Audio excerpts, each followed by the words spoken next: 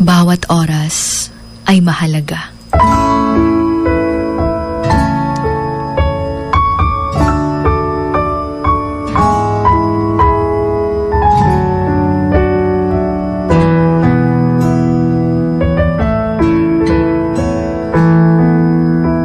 Hindi mo forever makakasama yung mga mahal mo sa buhay. Hindi ka forever na bata. Hindi forever nasa iyo lahat ng mga bagay na meron ka ngayon.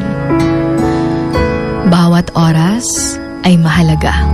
Kaya, always make the most out of everything dahil baka one day, magsisi tayo dahil hindi natin nagawa yung mga bagay na to para sa mga mahal natin. Remember that we're here for a good time, not for a long time. You will never have this day again.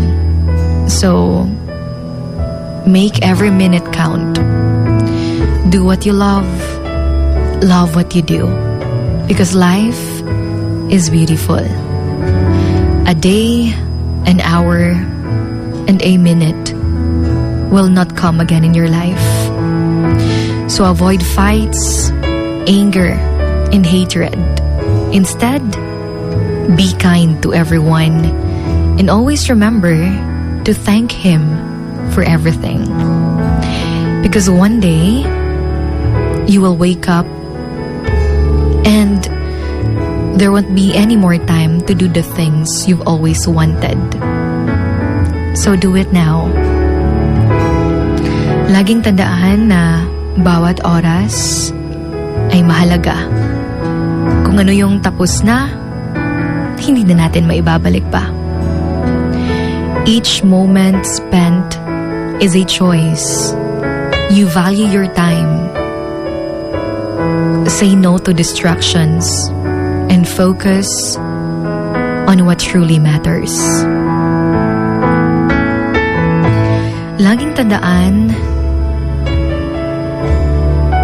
to don't watch the clock do what it does. Just keep going sa lahat ng mga gusto mo sa buhay.